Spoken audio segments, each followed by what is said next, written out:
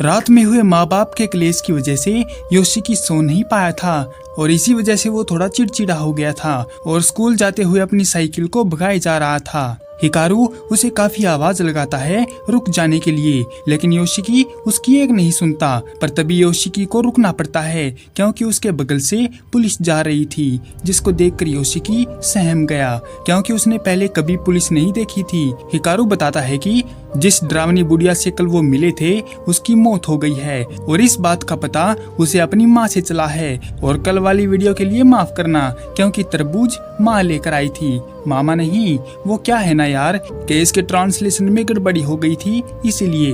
Welcome back the summer Hikaru died episode number 2। अगर आपने इसका लास्ट एपिसोड मिस कर दिया था तो उसका लिंक नीचे डिस्क्रिप्शन में आत्मा बन के घूम रहा है, जाओ जाके देख लो। स्कूल जाने पर जब वो लोग अपनी म्यूजिक क्लास की स्क्रिप्ट को याद कर रहे थे तो वहाँ पर स्टूडेंट आपस में बातें कर रहे थे कि कैसे उस बुढ़िया का दर्दनाक अंत हुआ होगा। एक स्टूडेंट ने तो सुना है कि उसने अपना हाथ अपने मुंह में डाल लिया था और उन्हें लगता है कि ये कोई कर्स है जो बुढ़िया को अपने साथ ले गया है। तभी योशिकी देखता है कि हिकारू को तो उनकी बातों से कोई फर्क ही नहीं पड़ रहा है, वो बस अपनी स्क्रिप्ट में ध्यान लगाए हुए है। बुढ़िया के मरने से बच्चों में डर फैला हुआ था। तो एक स्टूडेंट कहता है कि किसी दिन वो कर्स उसे भी ले जाएगा क्योंकि वो अपने घर जाने के लिए एक जंगल में से होकर गुजरता है जो कि बहुत ही डरावना है। और जब भी वो उस जंगल में से जाता है तो उसे अपने आसपास किसी की मौजूदगी महसूस होती है और जब वो उसे देखने की कोशिश करता है तो देख नहीं पाता, मानो उस टाइम उसे कोई पकड़कर जाम कर देता है और उसे रास्ते के अलावा और कुछ नहीं दिखता। ये सुनकर स्टूडेंट्स में उस जंगल में जाने की क्यूरियोसिटी जाग जाती है और वो लोग प्लान बनाते हैं कि आज वो उसका मुआयना जरूर करेंगे। लेकिन योशिकी उनका साथ नहीं देता तो सामने हिकारू आता है और उनके प्लान में दिलचस्पी दिखाता है, जिससे मजबूर होकर योशिकी को भी चलने के लिए राजी होना पड़ता है। फिर योशिकी, युकी, असाको, हिकारी और एक और लड़का इस प्लान को ज्वाइन करता है और वो लोग जाने के लिए तैयार हो जाते हैं। स्कूल के बाद वो सब उस डरावने जंगल के बाहर खड़े होते हैं। हालांकि उन सब की फट तो बहुत रही थी मगर फिर भी वो हिम्मत करके अंदर चले जाते हैं और फिलहाल उनके साथ अभी तक कोई घटना नहीं हुई है। जंगल में आने पर वो सभी राहत महसूस करते हैं क्योंकि बाहर के मुकाबले यहाँ पर काफी गहरी छाया है और ठंडक भी है, जिससे गर्मी में थोड़ी राहत मिलती है। इसके बाद रास्ते से चलते हुए योशिकी को अपने बगल में कोई हलचल दिखाई देती है और जब योशिकी उसको ध्यान से देखता है तो वो कोई बुरा साया या फिर कोई स्पिरिट थी जो योशिकी को देखते ही उसकी तरफ बढ़ने लगती है। ये देखकर पीछे खड़ा हिकारू कहता है कि उसे ऐसा नहीं करना चाहिए था क्योंकि उसको देखना मना है। वो साया योशिकी के पीछे आता है तो हिकारू उसे अपने पास बुला लेता है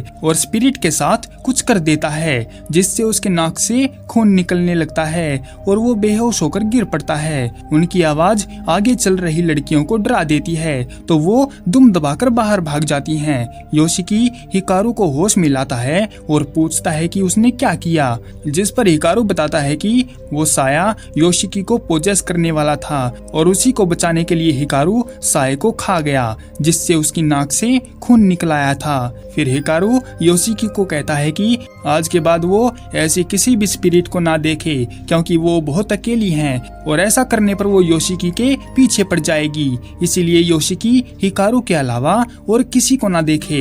योशिकी को हिकारू का ये बिहेव अजीब तो लगता है मगर वो इसे इग्नोर करके आगे बढ़ जाता है और जंगल के बाहर निकल आता है जहाँ पर लड़कियाँ उनको अंदर ही छोड़ आने के लिए माफी मांगती हैं और हिकारू को लगी चोट के बारे में उनसे पूछने लगती हैं, जिस पर हिकारू गिर जाने का बहाना बनाकर बात को टाल देता है और लड़कियों को उसी तरह घूरने लगता है जैसे उस बुढ़िया को घूर रहा था। और वहीं पर हम तानाका को देखते हैं जो अपने पेट के साथ कोबिताची गांव में ताकादा के बुलाने पर आया था। वो बुढ़िया के घर के अंदर जाकर इन्वेस्टिगेशन करने लगता है तो ताकेदा बताता है कि वो जल्दी ही काम को निपटा दे क्योंकि उसके पापा बहुत डरे हुए हैं और उन्हें लगता है कि अगला नंबर उसका ही चढ़ने वाला है जिस तरह बुढ़िया का चढ़ा था। लेकिन तानाका बात को हल्के में लेकर उसका मजाक उड़ाता है तो ताकेदा उस पर गुस्सा हो जाता है और बदतमीजी करने लगता है। जिस पर पास में खड़ा आदमी उनको शांत करवाता है और तानाका को जल्दी ही काम निपटा देने को बोलता है, क्योंकि रिचुअल नाकाम होने से पड़ोस का लड़का भी गायब हो गया है और सबको पता है कि उसे भी वो रहस्यमयी ताकत ही लेकर गई है। फिर जांच में उन्हें पता चलता है कि बचपन में बुढ़िया उस पहाड़ पर गई थी और तभी उसने उस ताकत को देखा होगा जिसका खौफ उसे बुढ़ापे तक रहा है। वैसे तो आमतौर पर वो शांत रहती थी, लेकिन पहाड़ की बात आने पर वो पगला जाती थी और नोनू की सामा के बारे में सबको बताने लगती थी। ये सुनकर तानाका उन दोनों को लेकर मिकासा नाम के बंदे के घर पर ले आता है और उस घर के चारों ओर एक बैरियर लगा देता है, क्योंकि हालात उम्मीद से ज्यादा खराब हो सकते हैं। फिर वो एक बैग दिखाता है जो हिकारू वीकेंड पर उस पहाड़ पर लेकर गया था। उन्होंने बैग खोलकर देखा तो उसमें एक अजीब सा पत्थर निकलता है। तानाका उसके बारे में बताते हुए कहता है कि उस पत्थर की वजह से कोई भी स्पिरिट पास नहीं भटकती है, लेकिन इन सब का अब कोई मतलब नहीं है, क्योंकि वो रहस्यमयी ताकत पहाड़ से नीचे आ गई है और तानाका को जल्दी ही उसे खत्म करना है। फिर वो ताकत हिकारू की एक मेमोरी को देखती है जिसमें उसके पापा हिकारू को बता रहे थे कि उसे अगर कोई पसंद है तो जल्दी से उसके साथ शादी कर ले, नहीं तो एग्रीमेंट के हिसाब से वो ताकत उसे ले जाएगी और अगर उसने शादी कर ली तो वो उसे छोड़कर उसके किसी चाहने वाले को ले जाएगी, क्योंकि वो बहुत अकेली है। उनकी बात सुनकर हिकारू ने पहाड़ पर जाने का फैसला कर लिया था। जंगल से आने के कुछ दिन बाद हिकारू योशिकी को एक बंद पड़े कमरे में ले जाता है, ये बताने के लिए कि उसने जंगल में कैसे उस आत्मा को खा लिया था। हिकारू अपनी शर्ट उतारता है तो उसके सीने पर एक चीरा लगा दिखाई देता है। हिकारू योशिकी को उसका हाथ अंदर डालकर देखने को कहता है और जब योशिकी अपना हाथ अंदर डालता है तो उसे काफी अजीब लगता है, लेकिन इन सब में हिकारू को मजा आ रहा था। वो उसके हाथ को और भी अंदर तक ले जाता है तो योशिकी उसके अंदर खींचा चला जाता है, लेकिन वो जल्दी ही अपने आप को संभालता है और हाथ बाहर निकाल लाता है। ये देखकर हिकारू उसका मजाक उड़ाता है तो योशिकी उसको जल्दी बटन बंद करने के लिए डांटने लगता है। फिर कुछ टाइम बाद जब योशिकी ग्रोसरी स्टोर पर गया हुआ था तो वहाँ पर वही लेडी भी आई हुई थी जिसको पसीना आ गया था, लेकिन उसके बात करने से पहले ही योशिकी के पापा की एक जानकार लेडी उसका सिर खा लेती है, बेमतलब के सवाल पूछकर कि उसने अपने बाल कटवा लेने चाहिए और उसकी बहन देर से क्यों जागती है, उन्हें उसका ख्याल रखना चाहिए कहीं वो बिगड़ ना जाए। और उसने सुना है कि उसके मम्मी पापा लेट नाइट को लड़ते रहते हैं जिससे उसे नींद भी नहीं आती और अगर योशिकी को कोई मदद चाहिए तो वो उसके पास आ सकता है। जानकार लेडी की लंबी चौड़ी स्पीच सुन के योशिकी जल्दी से वहाँ से बाहर निकल आता है।